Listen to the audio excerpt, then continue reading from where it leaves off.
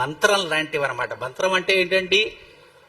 మననం చేసేది, మనల్ని రక్షించేది అని అర్థం అనమాట. దేన్నైతే మనం ఒక విశ్వాసంతో ఒక దానిని గురించి శ్రద్ధగా దానిని ఉచ్చరిస్తూ ఉంటామో తత్ప్రయోగం మన అందరికీ కూడా ఆనందాన్ని కలిగిస్తుంది, కార్యసిద్ధిని కూడా కలిగిస్తుంది అని అంటారు. కలియుగంలో అందరూ కూడా తరించటానికి సులువుగా ఉండటానికి ఒక మంత్రం ఉందండి. ఏమిటా మంత్రం చెప్పండి అందరూ? ఏమిటా మంత్రం? ఏమిటా మంత్రం? రామనామం, గోవిందనామం.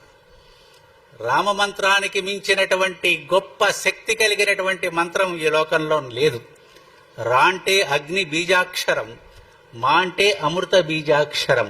ఈ రెండిటిని ఉచ్చరించడం ద్వారా దోషాలు తొలగి అమృతత్వాన్ని నింపేటువంటి వాడు రామచంద్రుడు. కాబట్టి ఈ నామాన్ని ఎప్పుడు పడితే అప్పుడు, ఎక్కడ పడితే అక్కడ యథేచ్ఛగా జరుపుకోవచ్చును అనేటువంటి విశేషం కలియుగంలో ఉన్నదనమాట. రహస్యం అది. ఇంకేమి మడిగట్టుకుని కూర్చోవాలి, స్నానం చేసి కూర్చోవాలి, ఇలా చెప్పించాయని నియమాలేం లేవు. ఆయన నామాన్ని యథేచ్ఛగా ఎప్పుడైనా సరే దాన్ని గానం చేసుకుంటానికి అవకాశం భగవంతుడిచ్చినటువంటి యోగ్యత అని అంటారు. అలాగే గోవిందనామాన్ని కూడా, గోవింద శబ్దానికి కూడా అంతటి గొప్ప అర్థం ఉన్నదని చెప్పి మనకు పెద్దలు అనుగ్రహించారనమాట.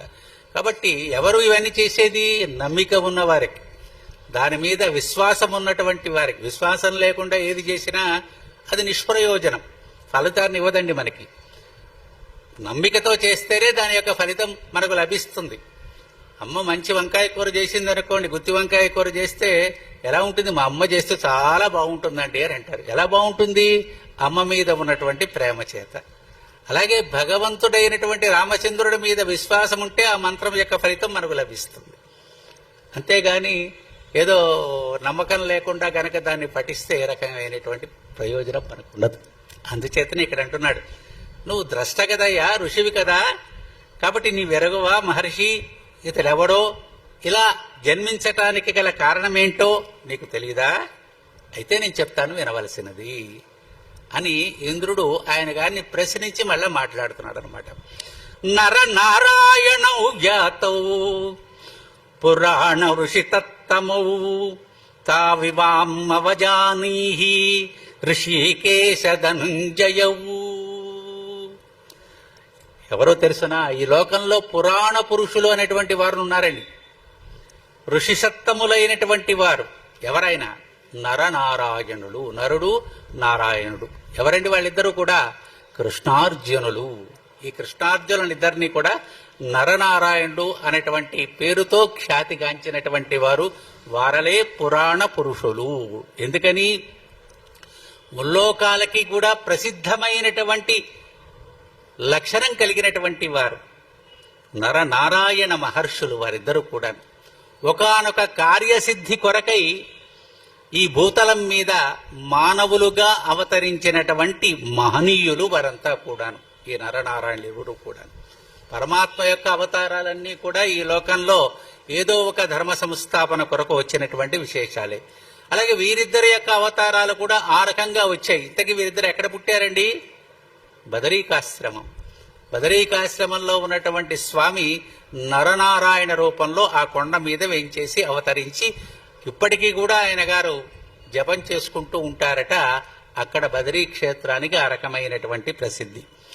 దేవతల చేత కాని, మహాత్ములైనటువంటి ఋషుల చేత కాని చూడ శక్యము కానటువంటి బదరీ అనేటువంటి పేరుతో ప్రసిద్ధమైనటువంటి ఆశ్రమంలో వీరు ఉండేటువంటి వారు.